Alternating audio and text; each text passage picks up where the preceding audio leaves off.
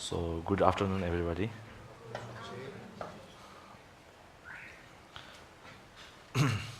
So, from the past 6 sessions, I think, we have been talking about, mostly we have talked about the most of the meanings inside the letter to a friend. So, actually we have just went till only verse 19, right? Only verse 19, so we still have 123 verses to cover.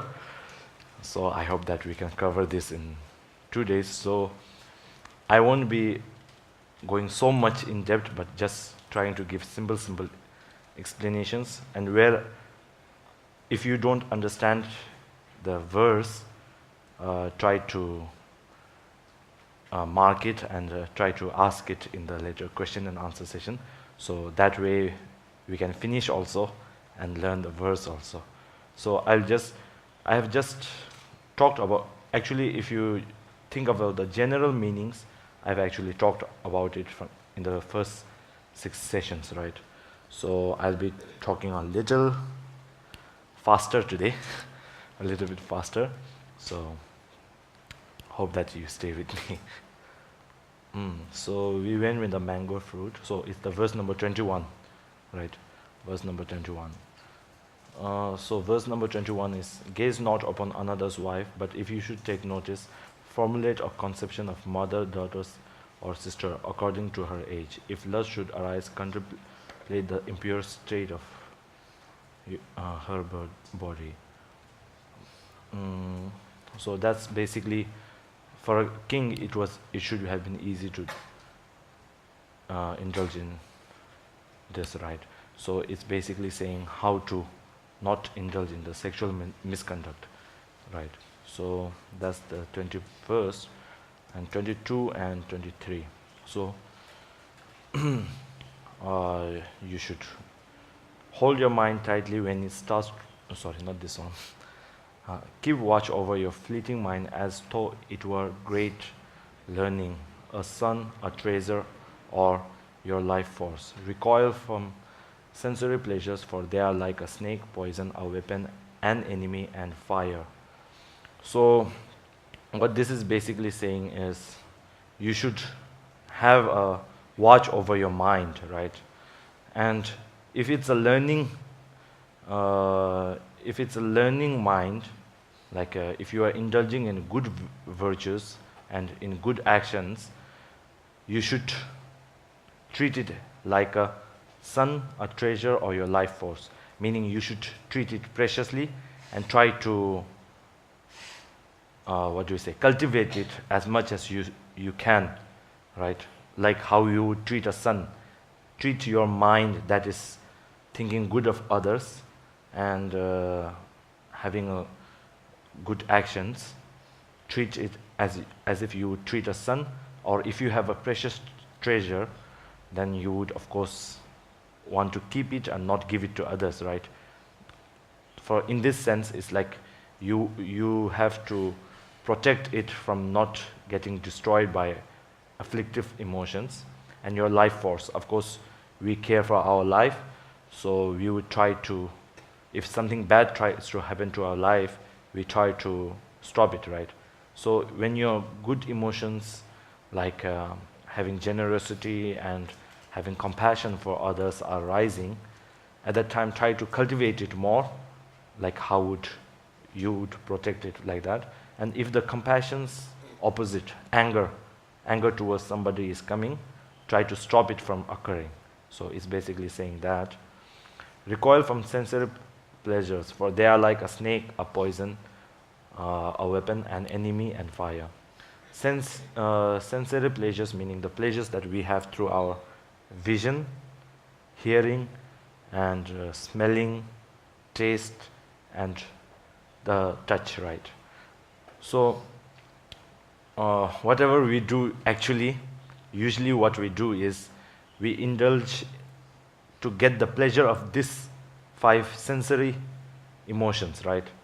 So to have something new, to have a nice car which looks good, or have a nice place that looks good, or even something simple as a, let's say, spoon, you would want it to be as good looking as possible, so it may create a sense of satisfaction towards you, right?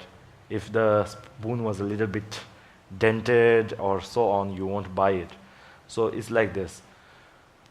As much we must try to learn to control the inner emotions, right?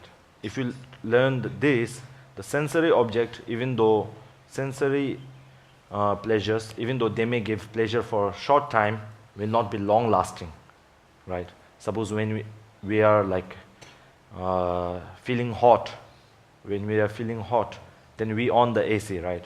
That's because of the sensory displeasure, I'm owning the AC to get the sensory pleasure of being cold, right?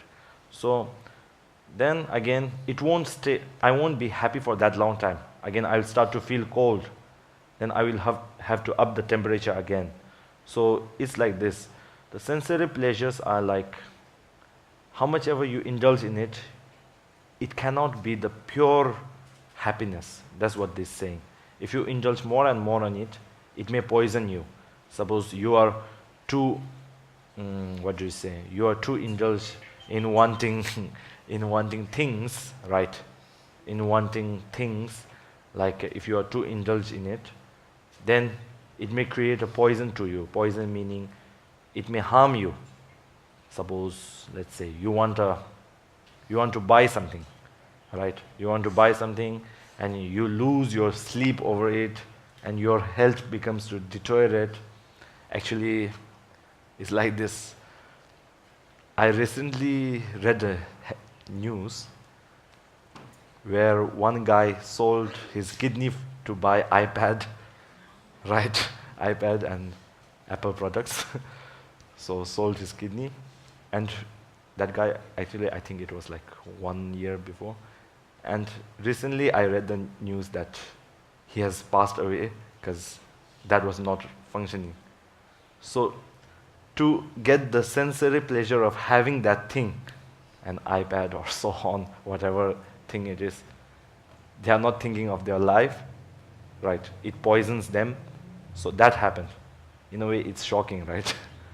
How people do. So that's what it's saying.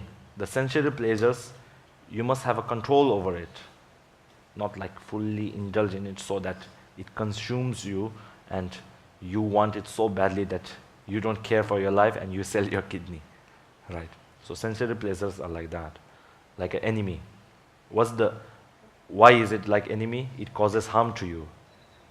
For that guy, whoever he was, him wanting that iPad or so badly made him sell his kidney and made him lose his life or made him hospitalized, right? So that's what it means, like enemy and fire. If you touch fire too much, it will burn you, right? So it's like that. So again, verse number 23 is the same thing. Sensory objects produce ruination. The Chitantara declared them to be like the kinkaba fruit and to be abandoned. By its shackles, the world is bound in prison of samsara, I think, yeah. So this is basically saying this. The Jitendra meaning the Buddha. Buddha declared sensory objects like the, what I said, iPads and so on, to be like, they will, if you get too indulged in it, it will bring ruination of your own life and so on. It's like the kimpaka fruit. So kimpaka fruit is something that from the outside it looks so beautiful that you would want to eat it, and smells also nice. I think it also smells nice. If you eat it, it's poison. It's like that. So sensory objects that we have are like, what do you say, poison. So you must not be so attached to it. Of course, we have to live with sensory objects, right? We cannot give away all the sensory objects and say, suppose for me also, I need this glass to see properly. see properly to the laptop, and I need this laptop to read, right? So of course we cannot live fully without them, but actually we can, but actually we cannot also. So, but not be attached to it so much that you lose your night's sleep and so on over it, right? Having it is okay, but not be so attached, clinged to it, right? So it's like that. You must be like this. Suppose it must be like this. Your feelings towards the object, sensory object, should be like this. Suppose you have a laptop that you are going to give away for throw away, right? Throw away because it's not useful. If somebody steals that laptop, not sell, if somebody steals that laptop, you won't have that feeling of depression or so on, right?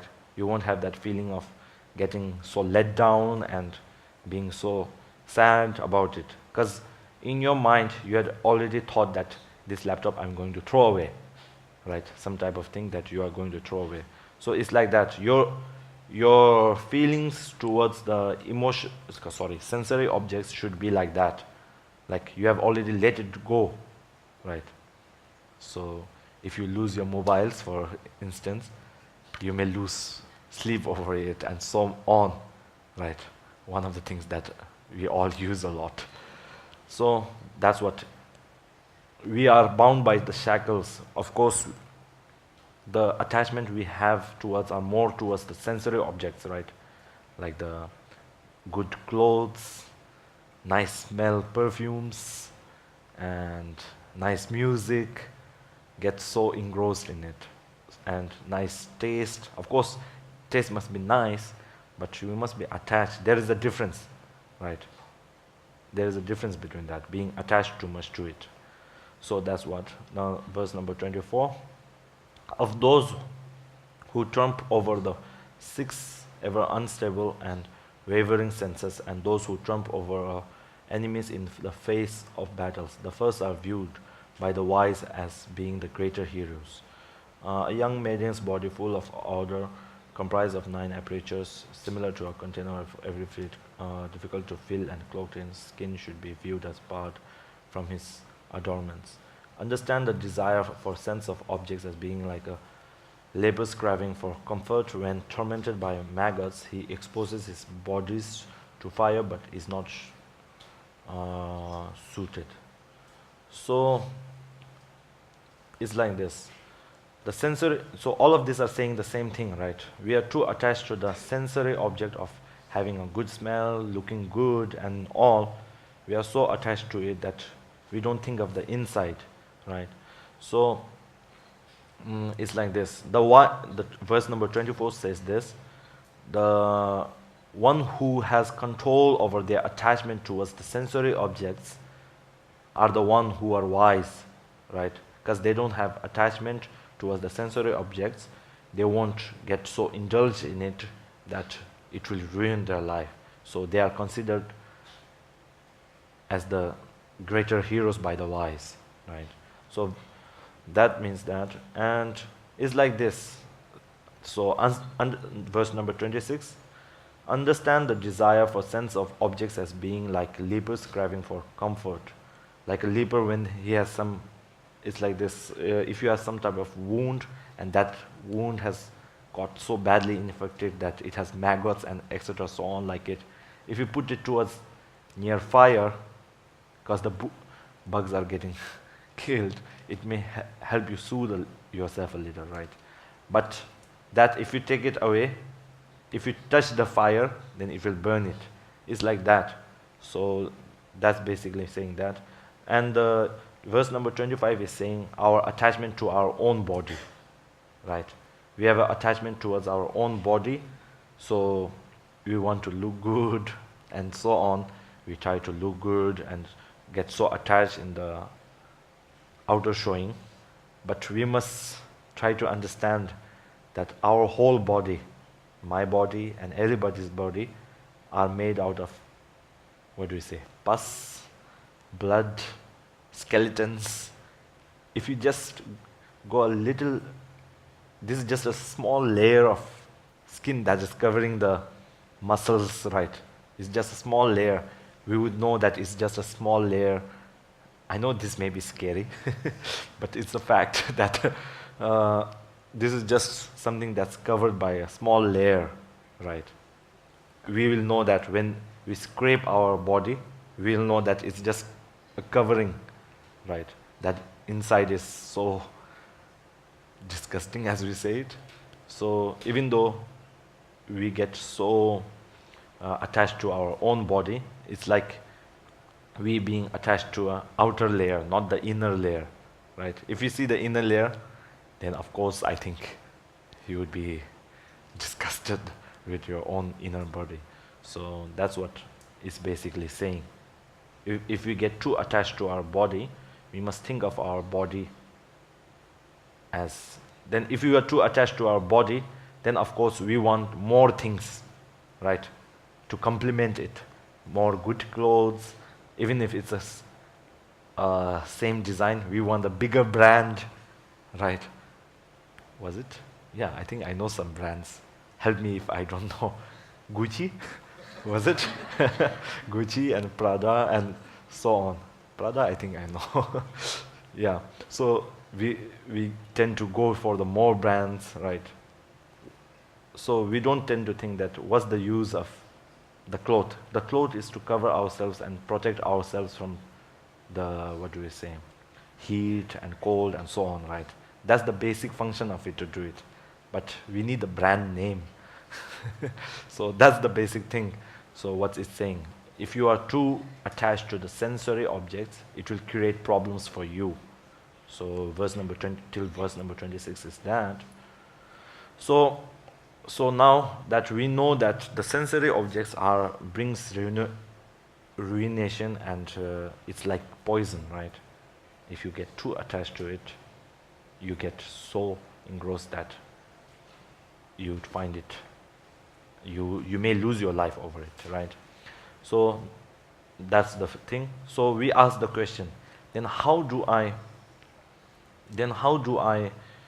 not be attached to it and work towards the deeper truth, right? Deeper truth, and how do I see the real meaning of life? Then we ask towards it, right? If indulging in sensory objects and indulging in their pleasures are not what I'm meant for, what am I meant for? We ask that question. So then comes the verse number 27. In order to see the highest meaning, exercise proper attention towards all entities. There is no other dharma so virtuous. So meaning, we must learn to see the highest meaning, which is emptiness and enlightenment, right? We should try to elevate ourselves from suffering. So that's, we must, for that, what must we do? If I speak from a secular point of view, is that we must educate ourselves more, right? Educate ourselves more, not be satisfied with what we know, but try to educate as much as possible. So it's basically saying that in order to see the highest meaning, exercise proper attention towards all entities. All entities meaning every type of education there is. So if I talk from a Buddhist point of view, this all entities can be considered as practicing impermanence, right? Impermanence and the true nature of your body, true nature of our life, right? And what is the fact that there is, and what is emptiness, and how our emotions work. So if I talk from a Buddhist point of view, we can talk about that. So the first step that we must take towards, in order to see the highest meaning, the first step that we must take is not to inflate things, right? Do you get by what I mean by inflate things? You must learn not to inflate things. If you learn not to inflate things, then your attachment and anger or so on will grow lesser. We really inflate things a lot, right? Suppose, let's see,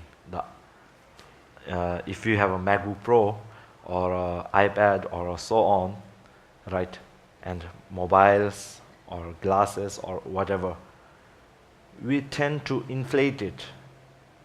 If it's like okay, suppose we say 20% is it's good, but we tend to inflate it in our mind, and we tend to give so much reason and inflate it that its own reality is more than 20%.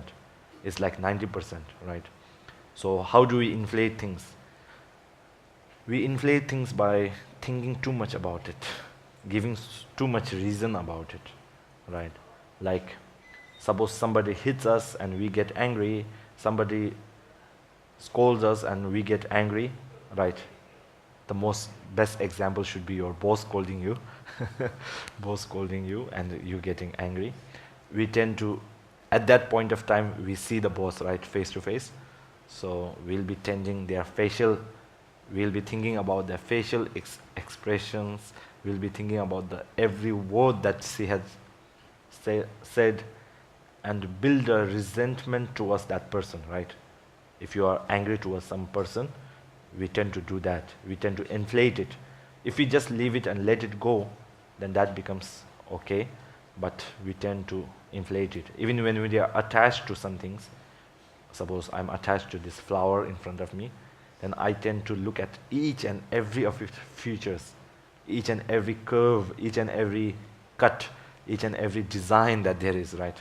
And when I think of it, something that I may have not think of, I tend to give more and more reason. For suppose this flower, I see the way that they are spread, right? Then we tend to give more and more reason and inflate it so much. So these are the first steps towards liberation. So today's session was actually going to be about how do I work towards liberation, right? So the first step that we must take, the first and most basic step that we must take towards working towards liberation is not to inflate things, right? If we inflate things too much, we get too attached in the moment and the emotion that it creates ruination to us. And the first basic step is that we refrain from the bad deeds and do good deeds.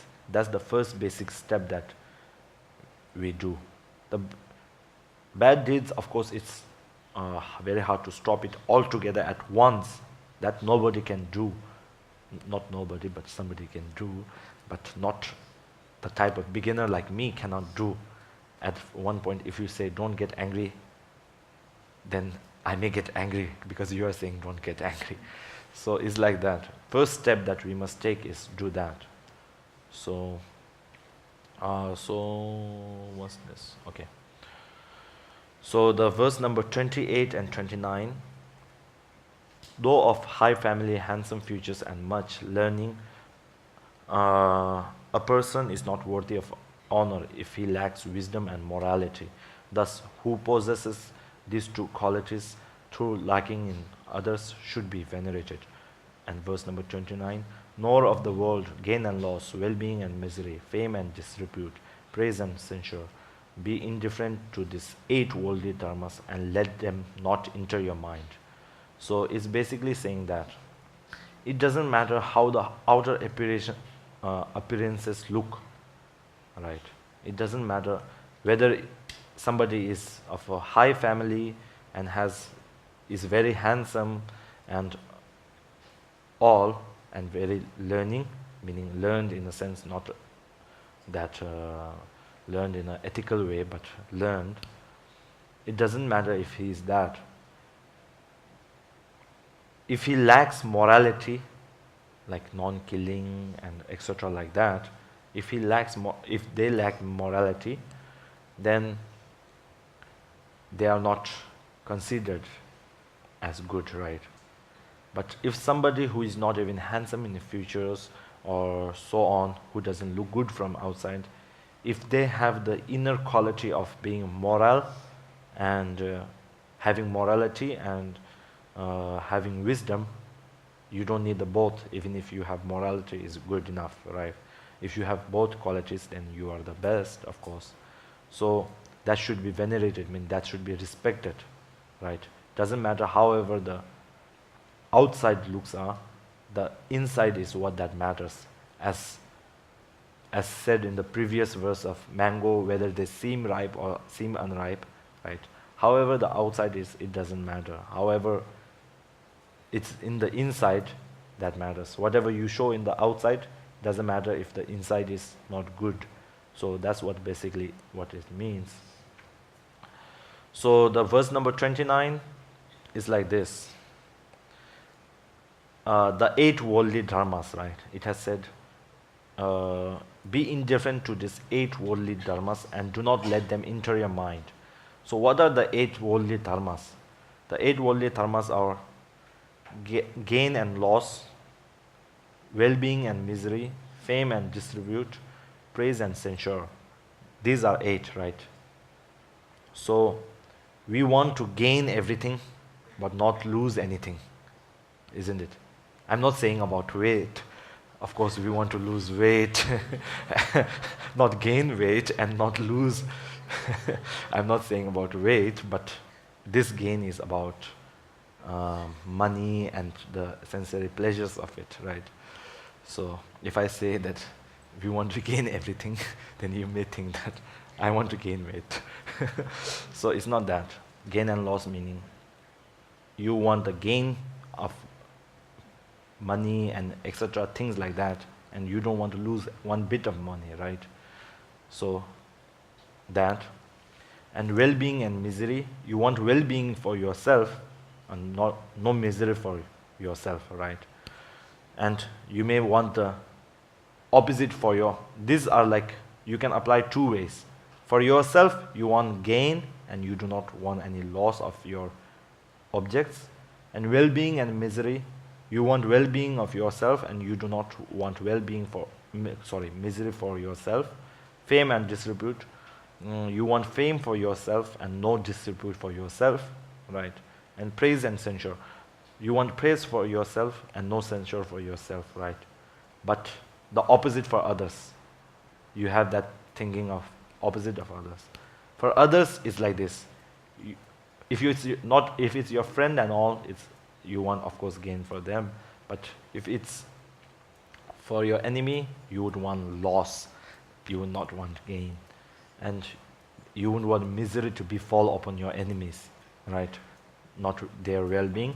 And you would want disrepute for them, having them defame. And you would want them to gain fame. And you wouldn't want anyone to praise your enemies, right? Praise your enemies. You would want them to censure them. So these 8 worldly dharmas can be applied to yourself and others also. So what's this? What it is basically saying is, if you want praise and you are so attached to the praise, then you will do whatever you won't think of the morality, right? You may think of the morality before you want to get the praise, but if you are so attached to the praise, then you won't think of the morals. You won't have a moral, a boundary line, as we say it, right? So you would indulge in many different things. So actually, there is a very good story of it, of Geshe Ben Gojin.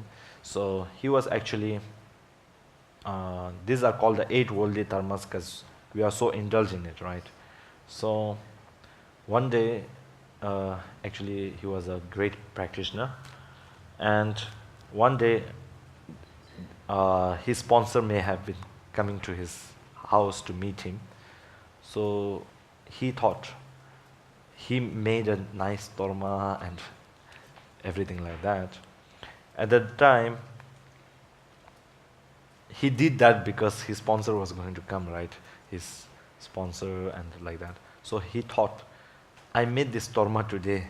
Why did I made it for? I made it not because he's usually doing the practice, but his thinking was little attached to the sponsor coming, and he made it, right? So at that time he got some sand, paper and dirt and throw it to the Dharma, right? So that's basically saying, of course he was doing this because he wanted praise from the sponsor that you have made a good Dharma and all. So it's important that whatever good deed we do, it must not be because of this aid, right? Suppose we be generous to somebody and give something to somebody. You must not think of what's there for me, right? You must not think of gain and loss, what's there for me and that. And you must not think of fame. If I give something to them, I'm gaining fame. Fame, you don't have to think about it. It will come your way, right? If something is coming your way and you thinking of it is making your practice less effective, then why to think of that side? It will come as a side effect. There's no need to think about it, right? So these are the things that we should not be involved in. Okay, so verse number 30 and 30. So I'll just read this. You must not commit any negative acts for the sake of a Brahmin, a monk, a god, or a guest. Is it that? No, sorry. Do not commit evil, not even for the sake of a Brahman, a bhikkhu, deity, or guest, father or mother, son, queen, or renewed. They will not share any part of this infernal fruition. So this is what basically I was saying in the first 2 days, right?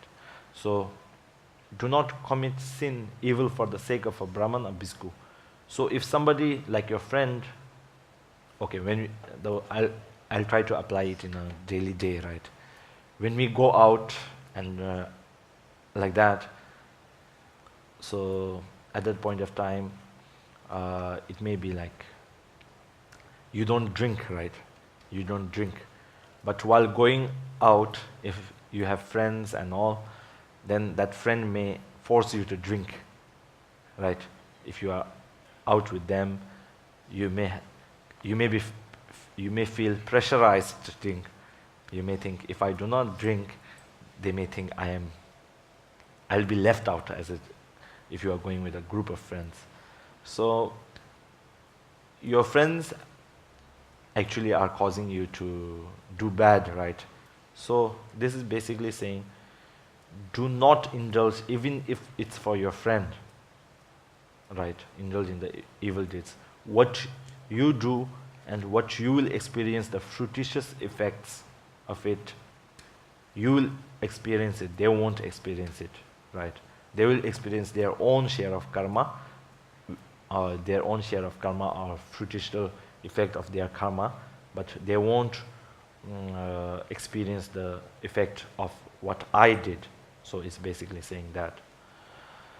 Though no performance of evil karma will cut instantly like a sword, the result of evil deeds will become more apparent when the time of death arrives.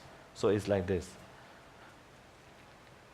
Whenever you commit a bad deed, suppose you kill an ant, the result, the ant is the most, I think, most experienced problem. So even if you kill an ant or so on, you won't feel the effect of it suddenly, right? Effect of it suddenly, it won't occur to you. It is not like if you cut your hand, you will feel the effects automatically, right? But it's not like that. You will slowly experience it and you won't even know that you are experiencing it, right? It's like this. Suppose you are having a headache. It may be having a headache or getting sick, right? It may be an effect of your bad karma, but you don't know which bad karma it is. So when you are near the time of death, this is basically saying is, when you are going to die, it's basically, in Buddhist terms, when you are going to die, you see where in a way you have the, impression of where you are going to be born as. You will have that slight impression, right?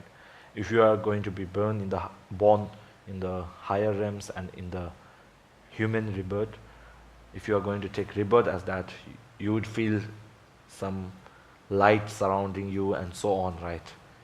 But if you are going to the lower realms, when you are dying, then you will experience something, you will experience uneasiness, like a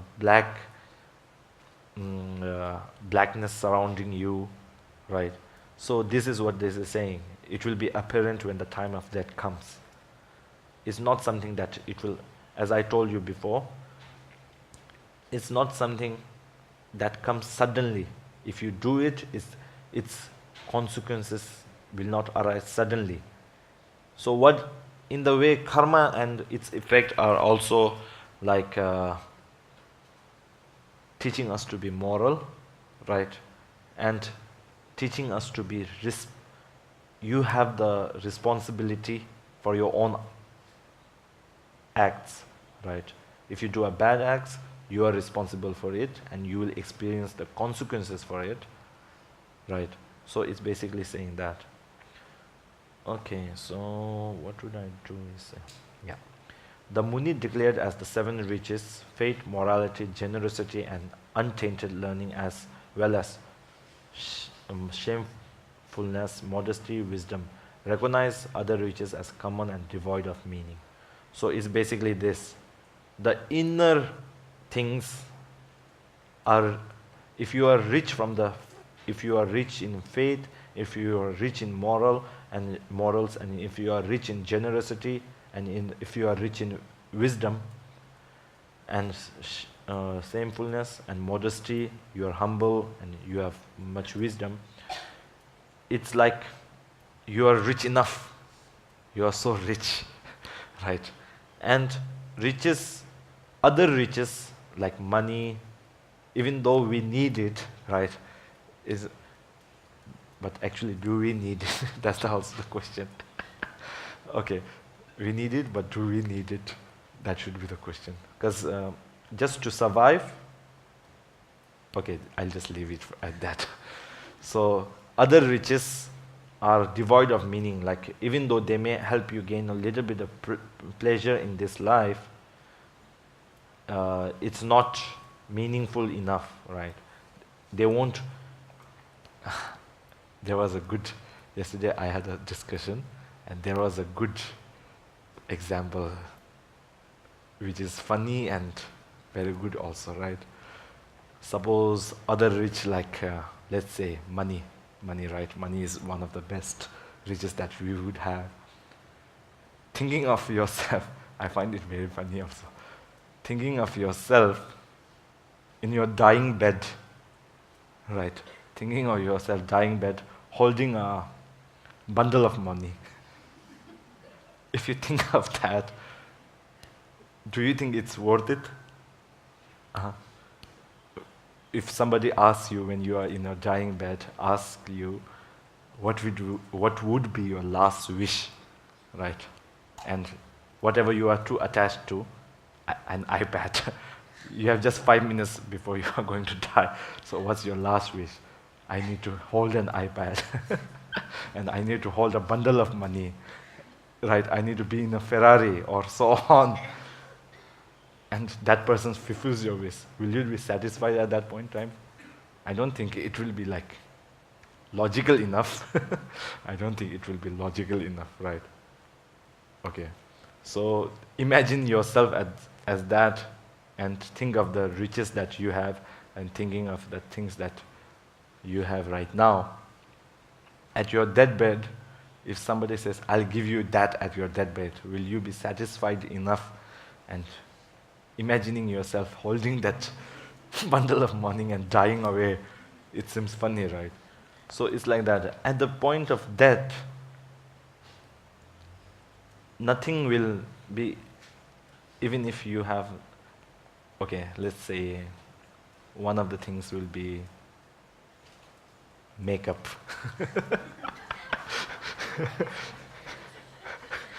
Right?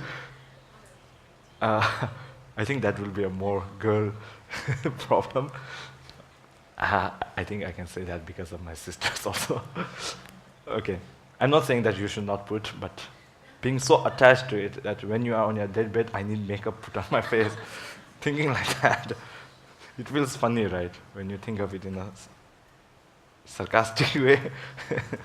And if you are so attached to gold and somebody putting a whole bundle of gold on you before dying, at that point you won't be thinking of the gold, you will be thinking of the pain that you feel. So the thing that is basically saying, the good imprints you leave on your mind this life are the things that you are going to carry in your next life, not the physical and the material things that you have, right? If you can carry the money from this life to the next life, of course, everybody will say, I want $1 million of money so that I can take it in my next life. Of course, we may say that, right? But it's something that you are not being able to take it to your next life. Why are you being so attached to it? So it's basically saying so that devoid of meaning. Gambling, joining in crowds, idleness and evil company, liquor and going about at night lead to the lower states of loss of reputation. Abandon these 6 activities. Of course, this gambling. Of course, if you are so attached and so stuck in gambling, you may lose your house, even your life, right? And you would be dying in debt, and so on. So we must abandon these activities. So basically, it's the same thing that I have been telling you over the 6 sessions. The teacher of gods and men declared being satisfied was the greatest of all riches.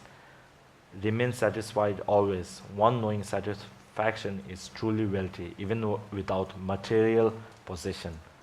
So if you are satisfied, even if you don't have a house, even if you don't have anything, you are happy, right?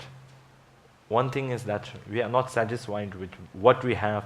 We are not content with what we have. We want more, right? If we have a camera that works okay for your work, then we want a better and a newer version of that camera. Then again, we want a better version of that camera, right? Even if it completes your work. So if you are not satisfied, if you are discontent, then if you want something, there's no end to want. We want everything. So from here, I think it will be the same. So I think that we won't be able to finish everything.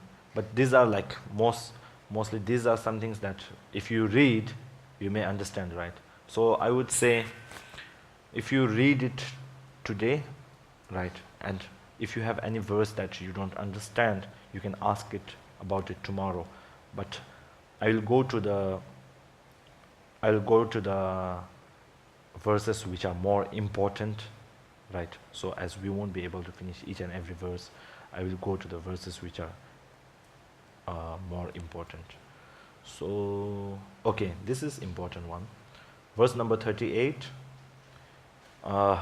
Food should be taken properly as though it was medicine, without desire or hatred, not for conceit, arrogance or robustness, but only to maintain the body. This verse is very good to remind you that why you are having your food, and if you are trying to lose weight also, right? If you are trying to lose weight, this is not because I'm trying to eat, it's only for the sake of maintaining my body. So this prayer, usually in our monasteries and all, we usually, not all the time, we have different prayers. So this is one of the prayers that we read to remind ourselves. Sometimes if the food is so good, we may eat so much that we have a stomach full and we are feeling uncomfortable, right? So this is something to remind us that we are eating only for the maintaining of their body, right? If you are too attached to other things, like the taste, having attachment to the taste and all, suppose durian, if you are too attached to the durian, then you would eat it so much that you feel pukey, right? So it's like that. Also, verse number, I think, okay, verse number 39 is also important. Righteous one, occupy yourself during the entire day and the first and the last periods of the night. Then, so that even your time of repose is not fruitless, recline attentively between those two periods. So what is this basically saying is, while sleeping, of course, we must indulge in good activities in the day, entire day. And at the night, when you are going to sleep, if you think of something good, like compassion for every sentient being, right? If you think of that and go to sleep, because sleep is a mental factor, in that it's called a mental factor that can change to any of the, it can change to a good activity or it can change to a bad activity, depending on what you do before you fall asleep, right? So, as we sleep for almost 6 hours, I don't know the sleep time here, right? Is it 6 hours? It should be, like most normal should be 6 hours. Even if we sleep for 6 hours, that's 6 hours before you going to sleep. If you think of compassion for others and so on, that 6 hours will be turned into a good deed. So actually it's very easy to, isn't it? It's very easy to commit a good deed, but the problem is that we don't think about committing it, right? So before going to sleep, if you are angry and your boss face is coming up before you, then of course you will get angry. Then the 6 hours, even in your what do you say, dream, the boss may come and scold you. So like that, if you change it to anger towards the boss, the 6 hours of that will be bad deed. Then if you change it to good activity like compassion and so on, it would help you, right? So that basically saying is like, even in tantra and all, sleep is considered like a very good method to practice emptiness and so on, right? If you practice enough, then you would be able to, of course if you are hungry before, like when you are going to sleep, then when you sleep you dream of the foods, right? Dream of the foods and so on. And if you are angry at that time, then you would have dreams of fighting with that person and killing that person and so on, right? It depends on the mood before you are sleeping. If your mood is compassion, then of course you will feel asleep nicely, and you would have done a good activity for a long time, right? So these are important that you should do it. And so the basically verse number 42 and 43 are like saying the strength of the karma, how the strength of the karma should be. If you have intent, motivation, and acting upon the motivation and finalizing it, every 4 of the intents are there, then that karma becomes strong, right?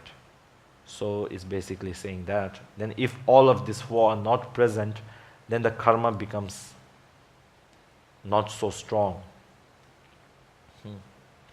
So the things that I think, higher realms is a temporary solution. Okay. Actually, I went so slow that now I'm not being able to catch up. So now the basic thing, the meaning of basic things, most basic thing that you should take away from the teachings that we have done is do not harm others, any living being or so on, and try to help others, right? So that's the most basic thing that you should know from doing that. Okay, so which is the number? Which is the verse that I was thinking of? Okay, the verse from the verse number 59. I was wanting to talk about this, but since we are not being able to go each and every verse, I would recommend that you read the verses tonight, because they are only 123, right? If you read it and have something that you don't understand, you highlight it and try to ask me in the tomorrow's session. That will be better. If I go through every verse, it will feel funny, right? I'm just reading and not giving the meaning. So for that, I'll do it tomorrow. So from verse number 59, it's telling us about the precious human birth, right? The precious human life. So we all have actually attained verse number 59 and 60. We have actually attained the precious human life, right? So verse number 59 is saying, more difficult than a turtle finding a single yolk in the ocean is an animal's acquiring a human life. Thus, with the power of being human, make such a life fruitful to practicing the holy Dharma. Even more stupid than one who fills a jewel in his gold vessel with excitement is who, having been born a human, performs evil deeds. So, we have attained the precious human life. We have the ability and the potential to do so much good, right? To attain a precious human life, from a Buddhist point of view, it's very hard to attain it, right? We are so indulged in the negative acts we in the mind, from the body, from verbally. We are so indulged in the negative acts that we think it's very easy to attain, right? So when I say like it's very hard to attain the precious human life, then somebody may say, have you ever been to Bombay? There's like thousands of people there. It doesn't mean that, right? Even if you compare between ants and us, which do you think is more? Ants, of course, right? Ants, of course, are more than us. I think the 7 billion was the general number of human population in the world, 7 billion something. So if we think like that, so now I'm not going to go into this. If we think like that, we are much more less in the number, right? Whereas if you count ant only in Singapore, there may be more than 7 billion, right? There may be more than 7 billion ants. So if you compare that wise, we are less in number. It's very hard to attain this precious human life. Plus, what we need to attain a precious human life is not indulge the basic way, is not indulge in the 10 non-virtuous acts and indulge in the 10 virtuous acts. Even if you do that, right, that is the most basic thing that you must do. Then other thing is, you must not have the want for this life's bliss, but have the want for the next life bliss, right? Want happiness in the next life, not this life. So to attain a human life is that hard if you talk from a Buddhist point of view. So we think, of course, I'm going to attain a precious human life, right? We may have that thinking, and we may think that today, right now, I have attained this precious human life. We don't know that our human life is precious. We don't know it. Do you think we know it? No, I don't think so. Right? If we think it was very precious, we would not be stuck in the, what do we say? We would not be stuck in the, not the samsaric, but the ignoble activities, right? Useless activities, as we say, would not be. If we really knew how precious this human life was, we would not be stuck in harming others, right? We would not be so stuck that my boss is scolding me, why am I angry at him? We would not be stuck at that. If you really know how precious this human rebirth is. So why is this human birth that we all have is precious, right? We have the, what do we say, 8 I don't, 8 freedom, yeah. This human life is of leisure and opportunity, right? And we have the 8 freedoms. Was it 8 freedoms? 10 what? Endowments and 8? Okay. 8 freedoms and 10 endowments, right? 8 freedoms and 10 endowments. That's why this human life is very precious. If you talk from that point of view, first, then there will come a question. There will come a question. I live only once. That's the thinking that we have, right? We have the thinking that we live only once. But is it that we live only once? But we are fortunate enough to have been born in a community that thinks that we have rebirth and all.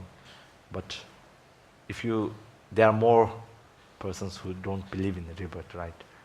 That's okay. Even if you don't believe in rebirth, we cannot force them to believe rebirth, right? But even if you don't believe in rebirth, as a human being must not harm others and work towards the benefits of others, whether you believe a religion or not. But if you believe in a Buddhist religion, then for the sake of argument, somebody says that there is no rebirth. Then how do we think of giving the reason, right? So I try to give a reason. You may think, and in the question and answer also we may discuss. I'll give some reasons. Actually, in the Dharmakirti's text of Namdel, I don't know the Tibetan name, 2nd chapter, he has given many reasons why there is a rebirth, right? So one of the basic reasons is the continuity of the mind. Continuity of the mind. We as an individual depend on our 4 aggregates, right? We depend on our 4 aggregates. Even though the physical aggregate, which is our body, when you pass away, the body gets burned, so body gets dissolved, right? But where does the mind go? The mind, there are different definitions of mind. Scientific point of view, they say it's the neurons firing and neurons firing in our brain and so on, right? But of course, mind is dependent on the neurons firing, but it's not that. It's not just that. It's something that is clear and of its own nature it's of good, right? Its nature is good and it's clear and it has a continuity that we have. As an example of, so I'll be going more analytical now. As an example, we can, in the scientist point of view, there is one thing called conservation of energy, right? Conservation of energy. So when you talk about conservation of energy, it's like the energy is never destroyed, right? Energy is never destroyed, whether if it's a heat energy or whatever. Energy is not destroyed.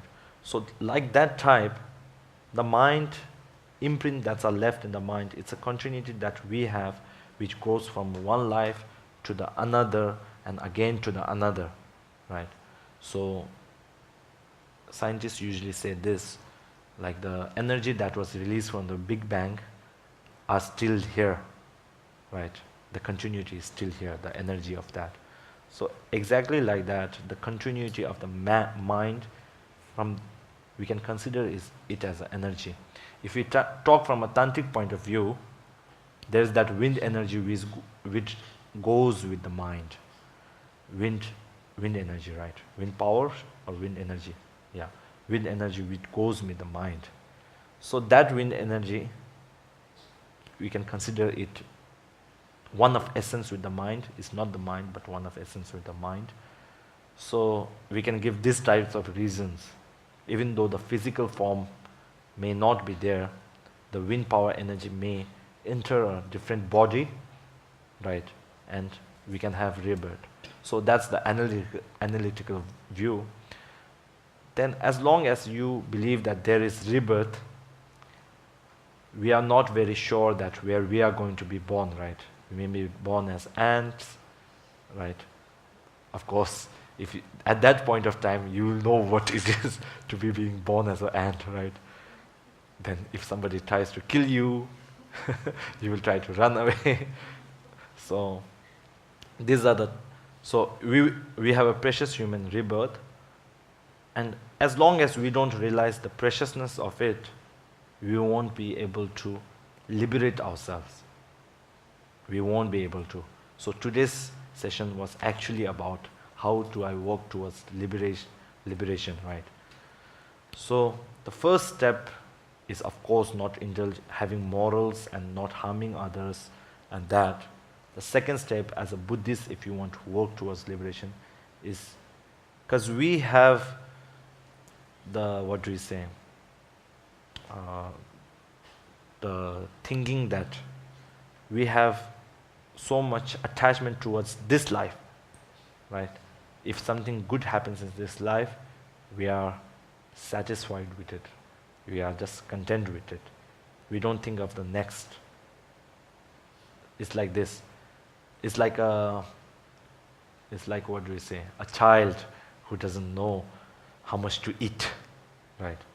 The child, of course, because the taste may be very tasty, he may eat even if his stomach is full, even if he is not hungry, right?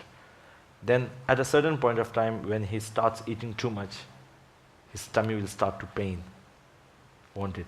His stomach will start to pain.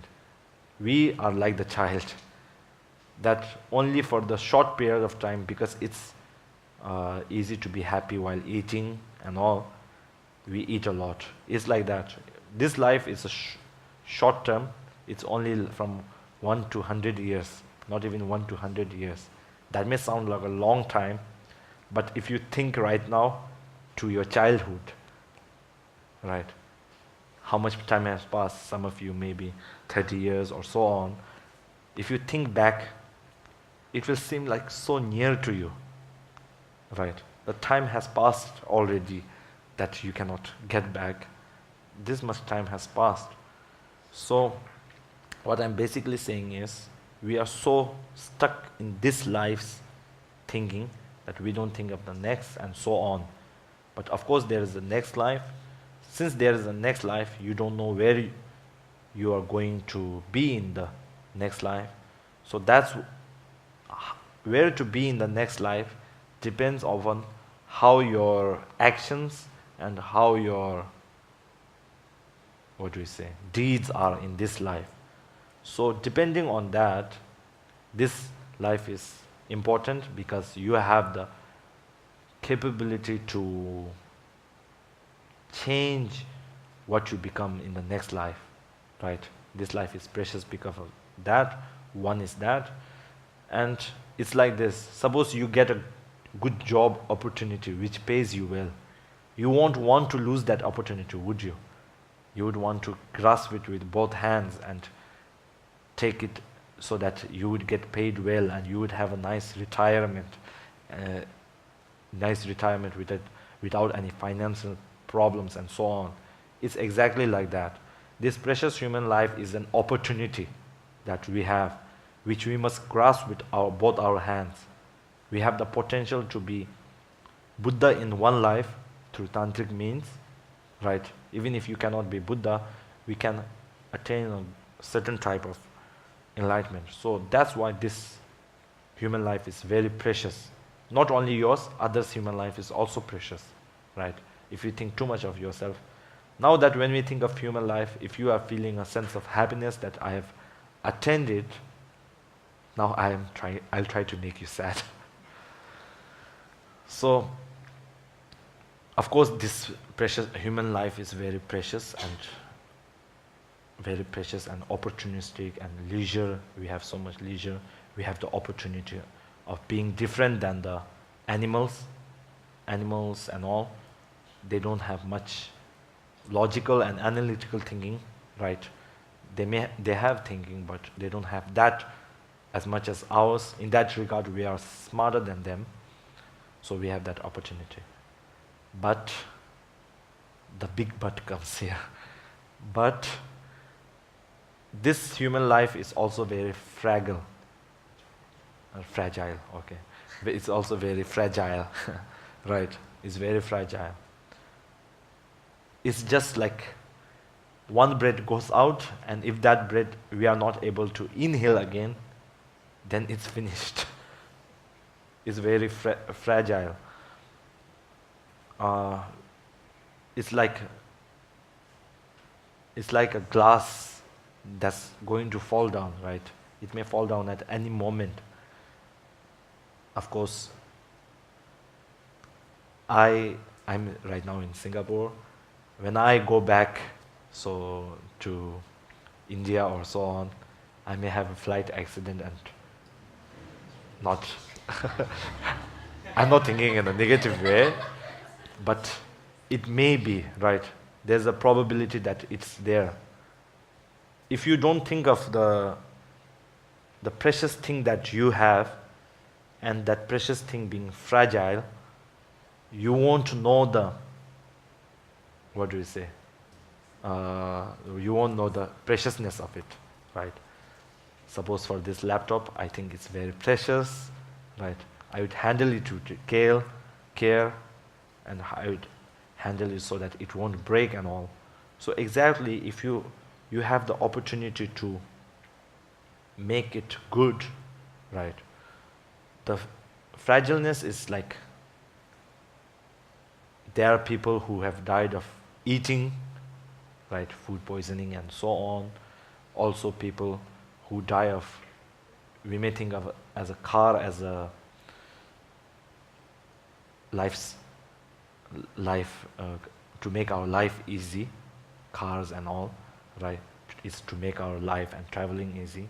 But there are many accidents that happens also. We are losing the life at that point of time.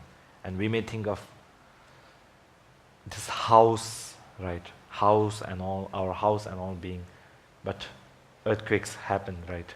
Earthquakes happen. So it's in a way like so fragile. Our human life is also fragile. So first and foremost, to work towards liberation, today you may think that I'm so negative, but the first and foremost that you must, to work towards liberation is to understand that opportunity that we have, right, to do good and refrain from doing bad, the opportunity of that, then that opportunity can be snatched at any time. You must understand that, right? It's like as if somebody offered you a job offer, and if you don't do it in 5 minutes, the job offer is up, right? It's like that. If somebody offers you, if you work for 1 hour for me, I'll give you $1 million. Then of course, if you had that opportunity, you would be grasping at it, right? You would grasp at it. If you are skeptical, you may think, why is he offering me so much? But if you are like just like me, you would grasp at the opportunity, right? Exactly like that. This is the opportunity that we have created for ourselves, not through other means, but through our previous lives' good deeds. We have been able to create this good opportunity. It's not because of my good deed that you have attained the good life of this precious human life, but it's because of your own deeds that you did in your previous life that you have attained this precious human life, right? So now in the next life, what happens is up to you. So you have that opportunity to create it. So the opportunity also can be snatched. So thinking like that, you must think of this life as a short-term, like a work that you have to do, right? Then when you go away from that, then you must think of that, where are you going to be born, right? Where are we going to be born next life? That also depends on how you do it and how your actions are in this life. So it will go according to that. then first, of course, first step and the second step I have told you. First step is do not harm others and refrain from doing bad deeds. The second step is do not be so attached to this life only. Of course, we must have some type of control over this life, to how to maintain this life and all, but do not be attached. Why must we not be attached? Because we have a next life that we have to care for, right? Why are we working in the younger ages? Because while we are old, we need to have a sense of security, right? Exactly like that. For next life, you are thinking for the long term, for the next life and so on, to have a better life in the next life and so on. You must have a sense of guarantee, so sense of responsibility towards that next life. So what you do really matters. So how to contemplate, so how to think about that is, first think about the precious human life, right? How precious this is, how opportunistic it is, right? How much potential that this human life has. Then try to think of it, because I was not able to say it fully, but in Lamrim texts, right? Those who you like to read, in the Lamrim texts, they are like, why this life is opportunistic and all, right? So of course you must read, because the teacher, of course, not teacher, I'm not even a teacher, I'm just a friend sharing his experiences with you, right? So the teacher or friend, whoever is sharing with you, cannot show you the whole picture. They won't have enough time. Sometimes they won't have enough time. Sometimes it may be because of the circumstances that we are in, right? We won't be able to. But a book, you need to have a guru, but the guru shows you a certain level, then you need to have a book as a friend, right? Reading is like something that creates more understanding of the thing. Reading is very important if you read. The basic, so I think I'll stop here. So the basic thing here is how to work towards liberation. The basic thing is do not harm others and try to benefit others. And you have to gain liberation.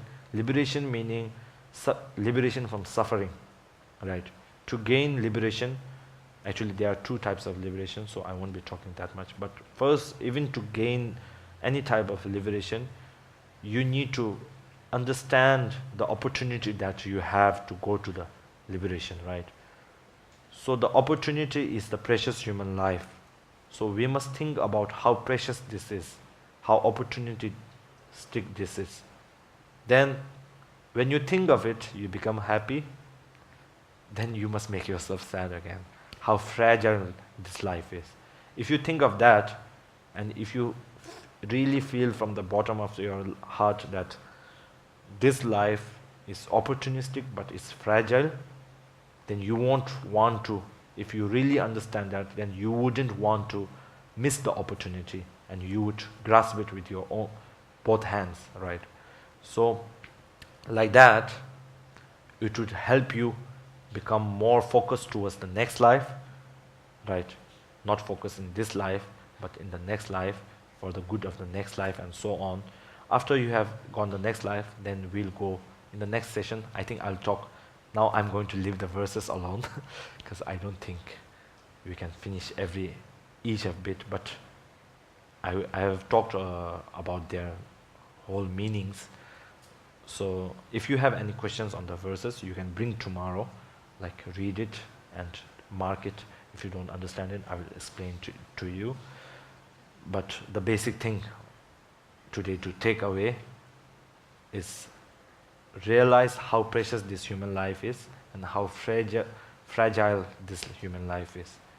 Try to understand it, right? How to understand the precious human life, the 8 freedoms that we have. If we are born in a lower realm, because of the sufferings that they have, physical sufferings that they have, they don't have a mental stability to understand what dharma is, how to practice, right? Because we don't have that physical suffering that much, right? Only sometimes it may occur, but not that much. So we have the opportunity to think and reflect over it. If you think like that, then we will realize, compare your life and the dog's life, right? Or animal's life, or lower REM's life, then you will find out that you will have more opportunity than them. Then after that, you must think of how fragile, what are the things that can occur so that I may die. In a way, it may be a sad way of thinking, but in a way, it will help you realize the opportunity that if it's fragile, then I must do it right now, otherwise I won't have the opportunity, right?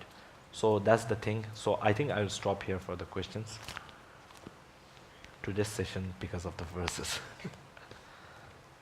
Question? Yes, Lindy.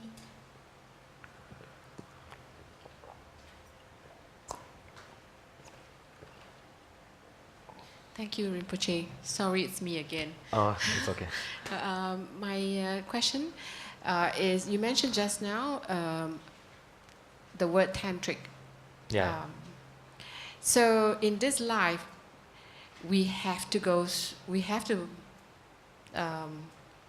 from this, besides the three principles, we have to take on this tantric learning. Yeah.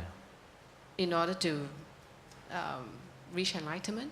I mean, we have to do that. Depends on what way you are going, right? For the fastest way, if you can really practice, the fastest way to attain enlightenment is tantric. And even if you go from a sutric way, the final attainment of sutras, after sutras take a long time, right? Like to practice is like countless eons of practice to go to the enlightenment. But through the tantric way, you can attain the enlightenment faster, and it's necessary for you to go in the tantric way to attain the enlightenment. It is necessary, right? The fastest way and to attain the enlightenment, so basically is this: to attain the enlightenment, unless you go in a tantric way, you cannot attain enlightenment. That's the simplest answer that I can give. There are different methods, like tantric way is more advanced, right? More advanced than the sutras. If you practice it, you can attain it more. Really practice it, you can attain it in one life. For the sutras ways, it's for the more, what do we say, the one that who cannot comprehend the tantra, and one who does not have the capacity to comprehend the tantra, and it's slow. They practice slowly. Once they have the capacity, then if they go into the tantra, then they can attain the enlightenment very fast. But it is not possible for anybody to attain enlightenment without entering the tantra. So that's the basic. Can I have a second question? Yeah. Sorry, second question. Okay. Last one. That there are many tantra deities or tantric deities. I'm not so sure which is the right word. Tantra deities, Yeah. tantric deities. Idam. And can we only choose one, or we have to try and do as many as possible? It's like trying to put your bets on as many deities as possible, or should we just focus on one and be very, very good at one particular one? So you're gambling, basically. It's like this. Depends on the individual, right?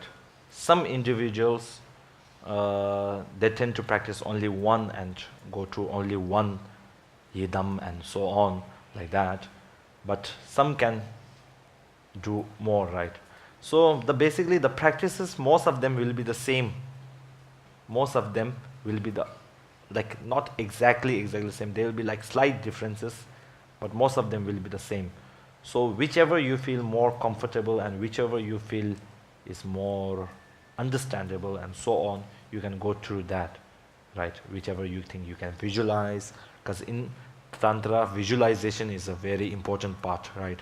So whichever you think you can visualize more easier, you can follow that, and whichever you think is benefiting you the most, you can go to that. If you, it's not like if you take all the tantras, then it would be worth it. If you take all the tantras, like it would be like you having a lot of good imprints and dying, than you not even having one good imprint and dying. So you can compare the two, and for me, I think this one, the one with the good imprint, leaving a good imprint, even if you cannot practice all of it, even if you practice some of it, that would be more worth it. Okay. Thank you very much for the super answer. Thanks. Okay.